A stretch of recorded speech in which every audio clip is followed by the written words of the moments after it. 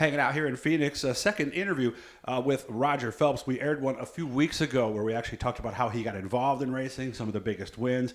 And if you missed that one, you might want to go back because you'll be surprised that Roger did not really start out as a guy who wanted to do dirt. He wanted to do asphalt. But this one is to remember a good friend of ours, of course, that we lost earlier this year, Harvey Fink, a mentor to me and one of the biggest names, and his contributions in the Central New York racing community are endless. Roger Phelps is going to tell us some stories about the man himself. First of all, how did we meet Harvey? What was the situation? Well, David, I bought parts out of Benwood Auto Parts for the used cars, and David and me became friends, and I said something to him about sponsoring the car. Well, they started sponsoring me, and it was like maybe 3-4 years into sponsoring me, I threw a party for everybody that helped me in racing. I invited them, and it was like a Christmas party, but it was a real good time. Well, Harvey came, and Jim Ferlito was there, and Jim owned Brewerton.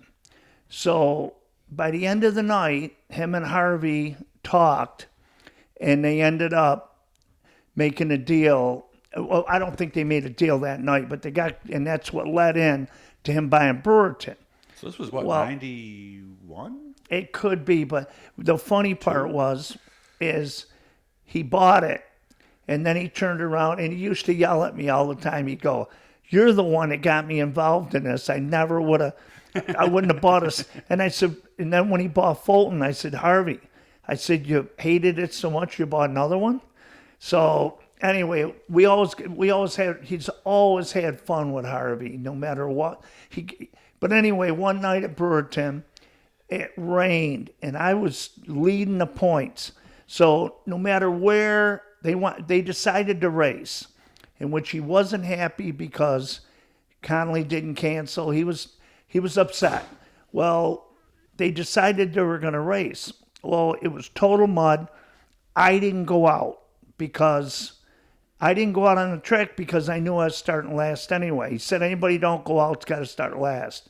Well, I was starting last anyway. So by the end of the night, Harvey was mad.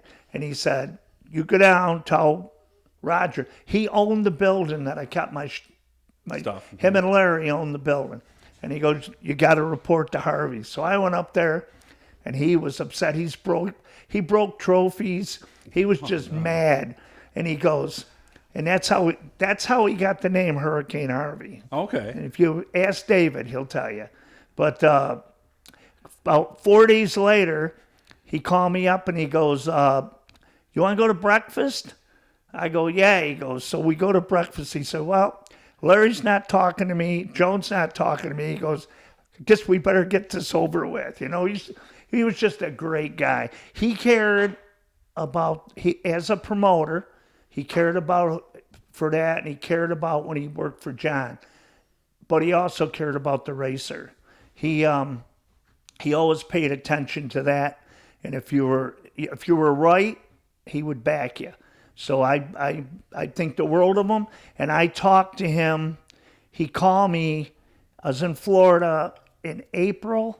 I think it was April. This year? Yes, and he called me, and we talked for a good 45 minutes to an hour, and that meant a lot to me that he called me, because it was not about nothing as far as him needing something or me needing something. We just talked, and that meant a lot to me because he was a good man. And then when David called me and told me, it was a shocker, because I told him when he got up here I wanted to take him to dinner, him and Joan. They were always nice to me. That whole family's nice to me, and it meant a lot. People who don't know Harvey, maybe you just saw him at the racetrack. I always said this is the way a real man. He would never ask anybody to do something that he wouldn't do. He would clean that grandstand, take out the garbage. Remember that old yellow pickup truck he used to drive around? This was a man who had a lot of pride and didn't look down on any job, did he? Nope. He'd do anything. He was one hard-working man, so nobody worked any harder than he did. So I used to go into his parts place, and I went in there before he owned it, and I went in there while he owned it. And I mean, he had that looking very nice. Everything was in place. Very professional. And of course, David was the same way. David ran a tight Matt ship, too. and Yeah. Matt, they did a great job. So we're gonna miss him. He did have a silly side too. I mean, almost downright silly when you get down to it, right? People that saw him at the racetrack might not have seen that, but afterwards and other times, he was a different guy, wasn't he? Yeah, no, he was a good man. So I appreciate what he did for me, and it's just sad. At my age, that's why it's tough. When you see people passing away, you see more and more because of our age. Yeah. So that's why I sold out, and I'm gonna try to enjoy life the next 10 years. Well, you got close there. When was your heart attack? It was like 16 years ago. That I had a long heart ago attack, now. but Okay. I've taken it easy since. You got so- pretty close though, didn't you? If I remember correct.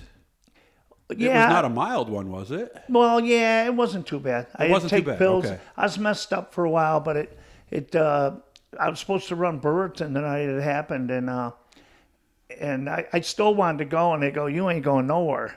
So it's one of them deals. It's a wake up call, but I take medicine for it. I feel good.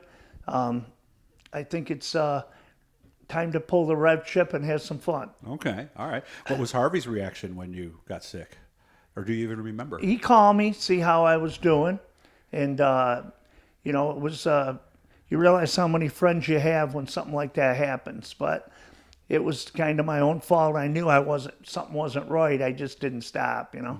And people might think of Harvey as being, because he owned businesses, he owned the farm. I know he was a farmer at first, but when he went out to dinner or lunch, it was never any place too fancy, was it? No, he was a down to earth guy.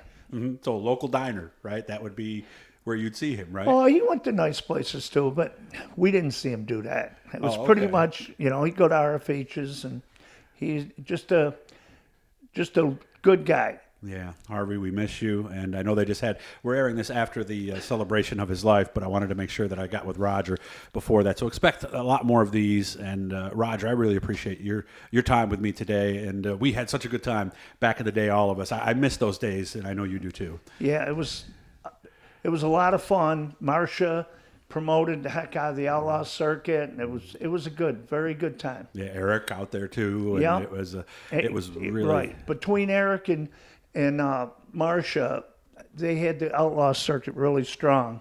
Dick Sweet on the flag stand, me in the booth, and modifieds that were not quite sail panels, but they weren't dirt either, drag rubber, all that stuff. Some of the best times that I'll ever remember. Never saw dust back in those days either, did we, Roger? Not too bad. That was Not pretty too good. much. Thanks for your time, Roger. Hit the blue E, guys. That was me just knocking the camera. Subscribe, share, support. Roger, thanks so much for your time, buddy. Okay, thank you.